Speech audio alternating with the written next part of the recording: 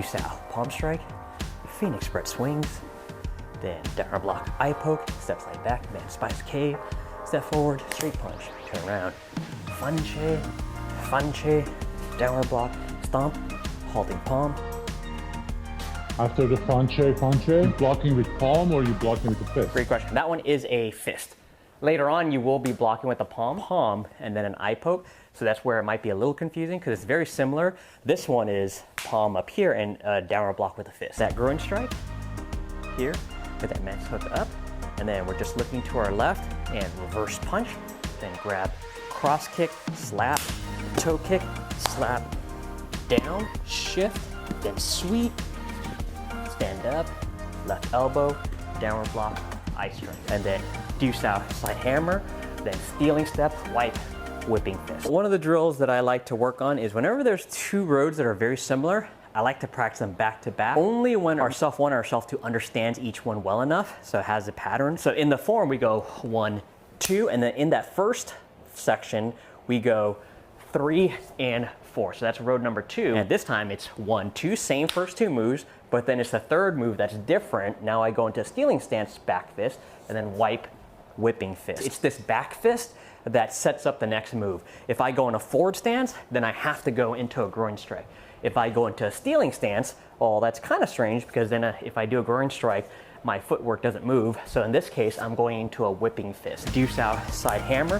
One is a forward stance groin strike, whereas the other one, again, Sao side hammer, back fist in a stealing stance, then whipping fist in a horse stance. And we sweep underneath right over here.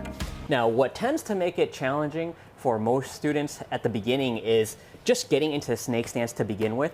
But I think for most of you guys are okay with this. So then it becomes, all right, if I sweep this forward over here, what am I stressing out? As I go forward, then I need flexibility on my hamstring. And for most of us, because we do front rising kicks, then it's okay. But as I sweep around this way, it's gonna be the outside portion. Our gluteus medius all around here. This side tends to be a little tight. And so it's gonna be this portion in this area that our body might end up having to go a little bit higher to accommodate that and to flip around. And again, now it's gonna be the front side, the hip flexors that are now taking on the stress. So I might need to bend forward a bit just to compensate. So trying to get my back straighter in that snake stance is gonna be hard as I sweep all the way around.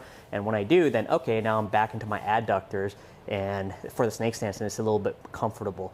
So I just wanna find out the parts that are tight and try to stretch that as much as possible. So feet together all the way down. And then what we're gonna do is we're gonna take our right leg and we're gonna slide it underneath our left leg. And so now my hands are out in front. I'm just gonna hang out here for a little bit. My hands are on the ground. I'm trying to prop myself up. And I really feel on my right hip, the left leg, and slide it behind. Yoga block to kind of prop yourself up too.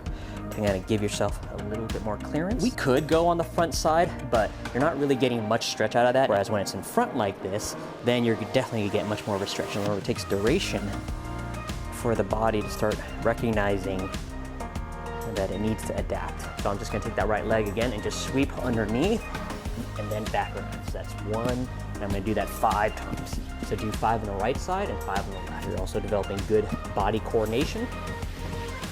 Your hands are figuring out where they need to go. From that straight thrust here, with that tiger riding stance, hop back, tiger riding stance, hop back, tiger riding stance. The next part, I'll show you from the front view, I'm just turning into a twisting stance and my left sword finger's on the right wrist, and then I'm gonna do a jumping toe kick, and then I'm gonna sink into that downward block. So again, twisting as I have my sword point to the right side, left sword finger's on the right wrist, and then I'm gonna jump from this position. That's the hard part. Now I'm in a twisting stance, I have to jump into a right toe kick, then step forward into that downward block. Obviously at the beginning, we wanna exaggerate that circle, our dantian circle, but then as we get better, the circle is gonna be super tiny and you won't even notice it, but it is a little tiny circle that initiates this part. The motion I'm practicing is this motion, and I wanna feel like it's coming from my dantian. So I don't want just my wrist to circle around. How do I make this thick circle using my dantian? And then I just have an extension here. My left sword finger's on the wrist. My sword is flat, so it's not up like this, it's actually turned flat. And I'm just trying to figure out how can I initiate the circle with my center, with my dantian. So this is a sensitivity thing. It's based on feel rather than muscle. When you're a kid and you took the pen and you kind of did this wiggle thing, You're trying to wobble it and you're trying to see whether it has that wave feature to it, but we're just doing that with the sword. And now in a circular motion. That's all it is. It's like the wiggle, and then now with a circular motion to it. It's all internal. That's what makes it difficult. Our limbs try to take control of everything. So, look, I can make it do a circle. But I'm trying to figure out, how do I do it from within? We're all just trying to be healthier, more capable human beings. And Cosmos. Good job, you guys.